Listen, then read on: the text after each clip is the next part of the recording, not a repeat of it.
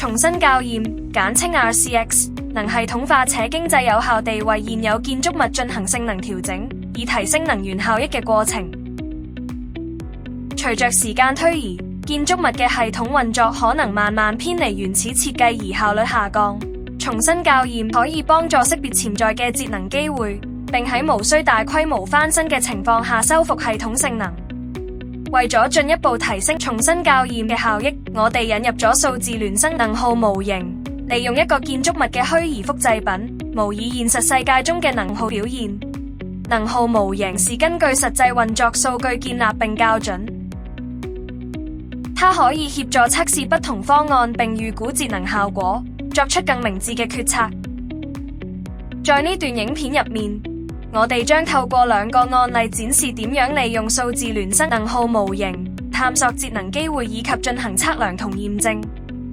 喺第一個案例中，中央冷水機組包含5台水冷式冷水機、4台1000冷噸機組，主要喺日間運作；1台500冷噸機組，主要喺夜間運作。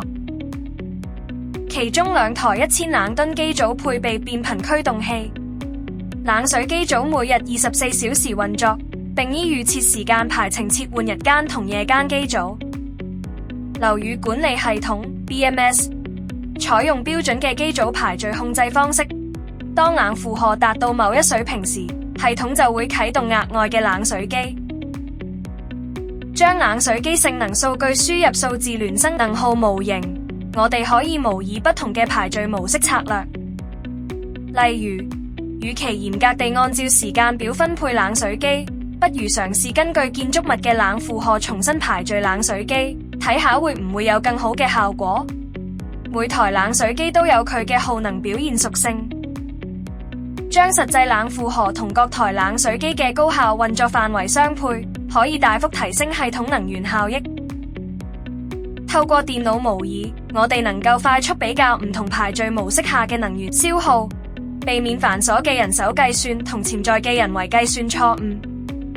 而且成個過程直接喺虛擬模型中進行，唔會干擾系統日常操作。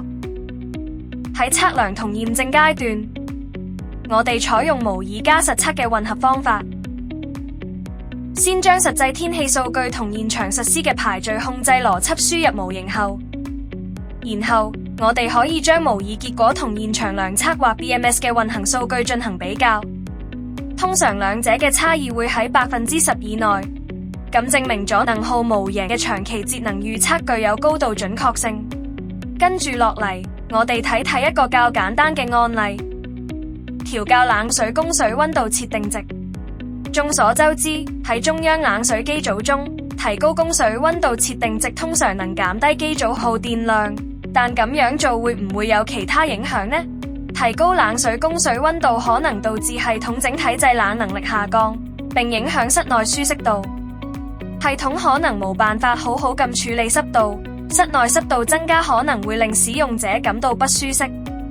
雖然用傳統計算可以好容易咁估算冷水機節能效果，但要評估室內舒適度嘅影響就較為複雜。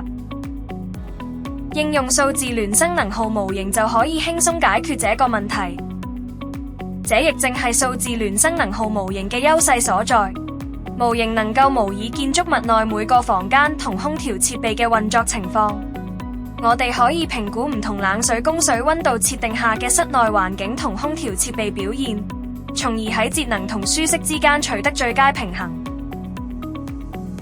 如果將標準嘅重新校驗視為建築物做基本健康檢查，咁應用數字孿生能耗模型嘅重新校驗就是進行全身掃描，它能更深入、更清晰咁掌握建築物嘅運作狀況。能耗模型唔單止揭示現行運作性能，仲能俾我哋有信心咁測試未來改善方案。對於大型建築物同複雜冷水機組而言，數字孿生能耗模型能夠解鎖真正嘅節能潛力。如果你正喺度規劃機組翻新或者系統擴建，數字孿生能耗模型就能夠提供更深入同寶貴嘅見解，協助你揾出成本效益最高嘅方案，等你喺動工前就掌握全局。